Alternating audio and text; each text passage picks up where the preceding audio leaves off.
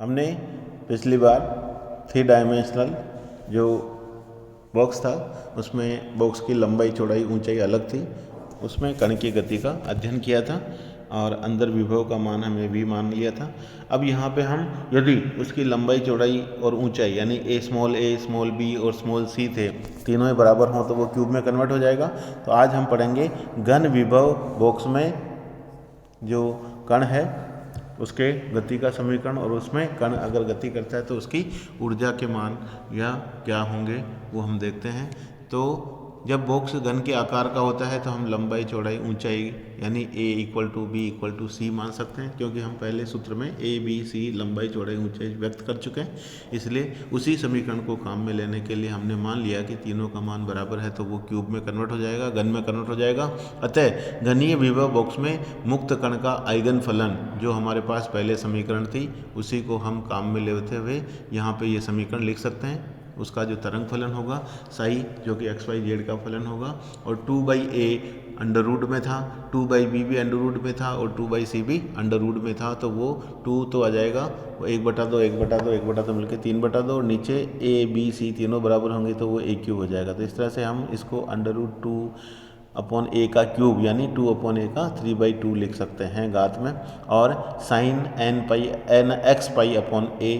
दूसरा हमारे पास x sign के बाद ny π/a b था नीचे और y था, लेकिन यहाँ पे b भी a के बराबर हो गया, तो तीनों में हम c की जगह भी a लिख देंगे। तो तीनों में हर में a आ रहा है, लेकिन ऊपर वही nx ny nz जो हमारे पास पूर्णांक हैं वो अलग अलग हैं, 1 2 3 4 उनके मान अलग अलग है ना, कॉम्बिनेशन हम बनाकर कह सकते हैं, इसलिए इनको अलग ही रखा है। तो हमारे पास ये तो समीकरण 12 जो गतिशील कण है क्यूब में उसके लिए समीकरण हो गई, जिसकी लंबाई चौड़ाई ऊंचाई समान है, स्मॉल a है।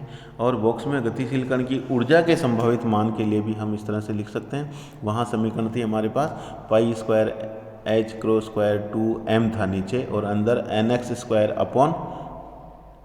था प्लस ny² था और nz² था, लेकिन सबके अंदर भी a b c समान है तो वो a² हो जाएगा और वो बाहर हमारे पास आ गया। इसलिए समीकरण 13 वो क्या हो गई, घन के अंदर संभावित जो आइगन मान है, और जो कि ये nx ny nz के अलग अलग मानों पर निर्भर करती है, इसलिए इसको e के नीचे हमने सब्सक्रिप्ट लगा दिया nx ny nz।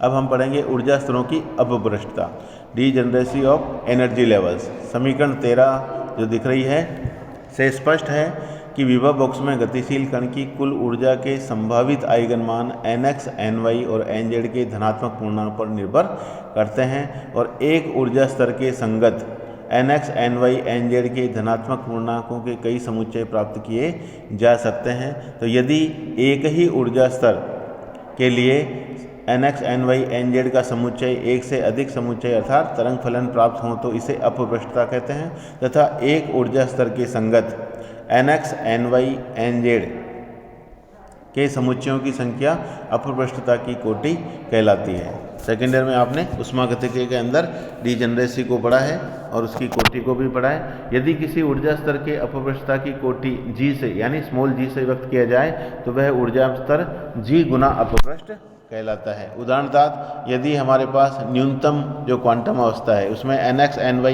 nz को हम 1 ले लें तो E11 = हमारे पास इस तरह से आ जाएगा 3π² यानी 3E1 हो गया है ना, जहाँ E1 शून्य बिंदु ऊर्जा थी वो आ गया हमारे पास, जहाँ E1 का मान हम π² 2m²। इस ऊर्जा स्तर के संगत केवल एक आइगन फलन होता है, इसलिए यह अनअपभ्रष्ट ऊर्जा स्तर होती है। इसी प्रकार nx ny nz हम क्या ले लें, 2 ले लें, ठीक है।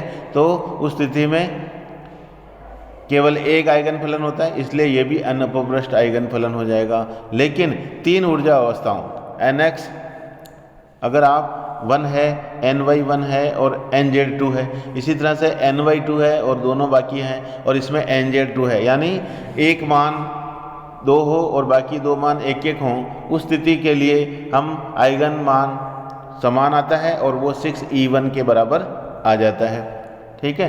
तो इस आइगन मान के संगत आइगन फलन की कोटि 3 यानी अपप्रष्टता 3 होती है। इसलिए विभव बॉक्स में गतिशील कण की ऊर्जा के संभावित ऊर्जा स्तर उनकी अपप्रष्टता को चित्र में ये जो 2 है उसमें बता रखा है। और आप यहाँ पे देख रहे हैं ये जो चित्र है 2, उसमें त्रिविमीय बॉक्स में कण के संभावित ऊर्जा स्तर और उनकी अपप्रष्टता बता रखी है।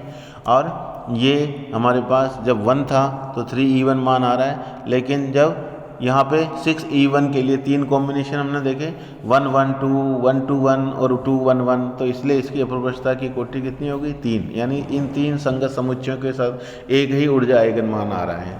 ठीक है ना।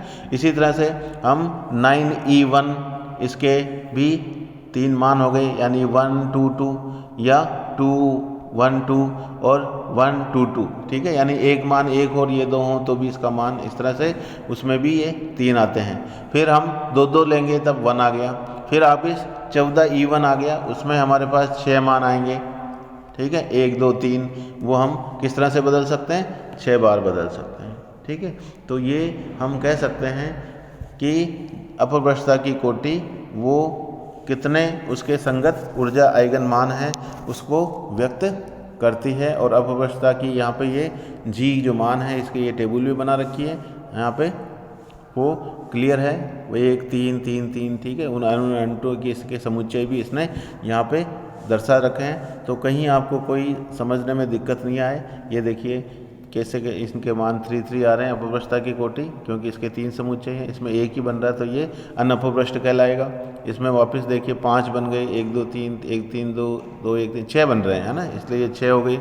तो जितने इनके समुच्चय बनेंगे वो उनकी अपप्रष्टता की कोटि। तो एग्जाम में कई बार न्यूमेरिकल भी पूछा जाता है कि इसके अपप्रष्टता की कोटि कितनी होगी, तो आप इनके समुच्चय बनाकर उसको व्यक्त कर सकते हैं। बाकी हम इसको डिटेल में आगे पढ़ेंगे नेक्स्ट क्लास में। धन्यवाद।